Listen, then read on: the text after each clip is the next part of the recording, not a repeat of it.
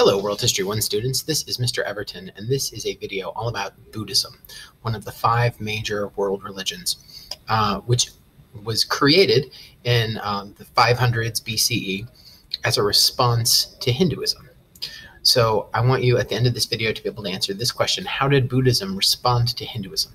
3 to 4 complete sentences. Buddhism was founded by a man named Siddhartha Gautama. Siddhartha was a member of the Kshatriya class in ancient India. So he was the son of a king. He was a prince who lived a life of wealth and leisure, and he abandoned that life in order to try to achieve enlightenment. And he did. He sat underneath a lotus tree, meditating for a very long time, and eventually achieved what Buddhists believe is enlightenment. And at that point, he became known as the Buddha, which means the awakened one or the enlightened one.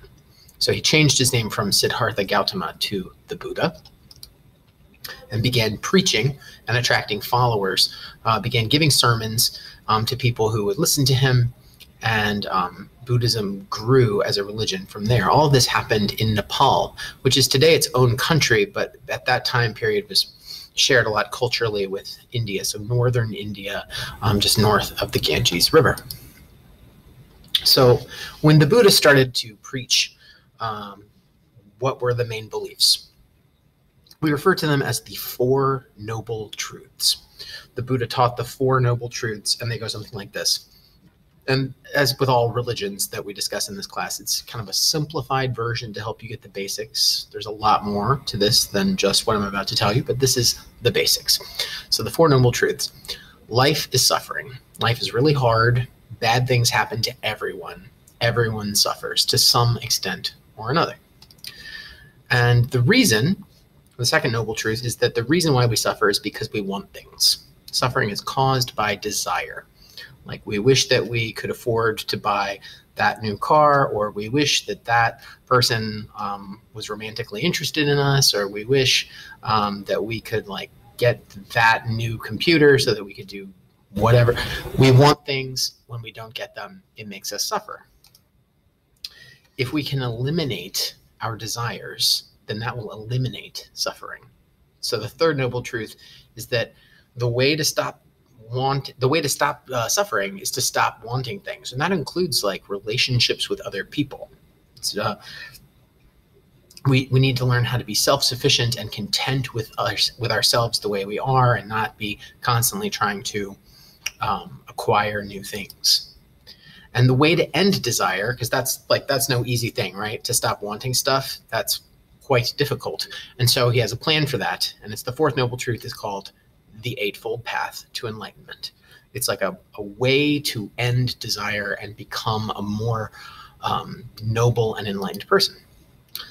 A method for overcoming desires to achieve enlightenment. This Eightfold Path wheel, this wheel represents the Eightfold Path and has 8 spokes and 8 handles on it.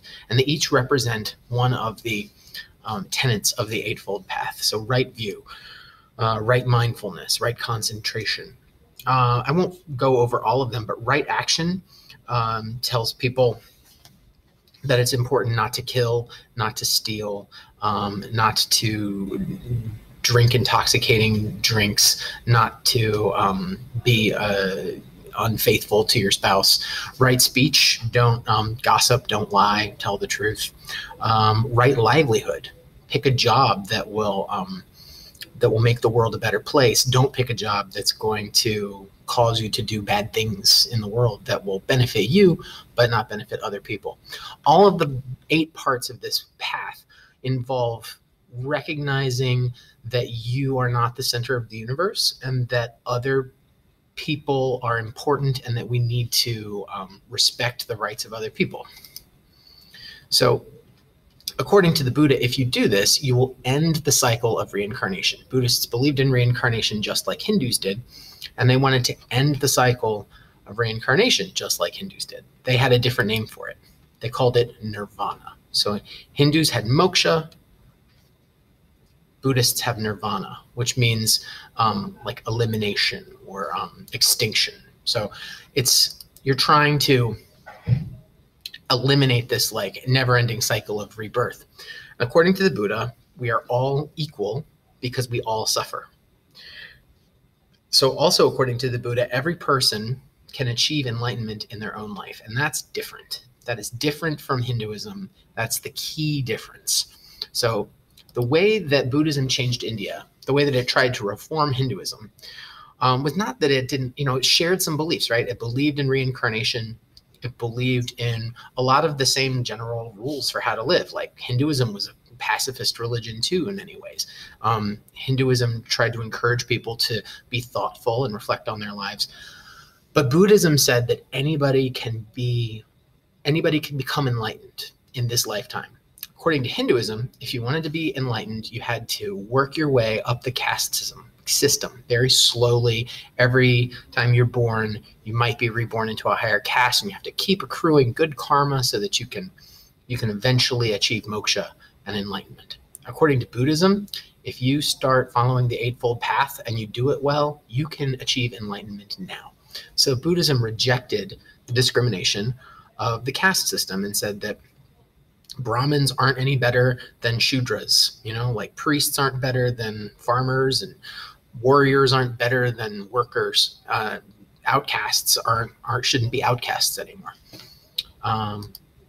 So to summarize the basics, Buddhism was founded by Siddhartha Gautama, and he taught the Four Noble Truths, a plan to end suffering, and that plan involves the Eightfold Path, which was like a guide for how to live a good life, and it was an attempt to reform Hinduism and make society more equal and more fair.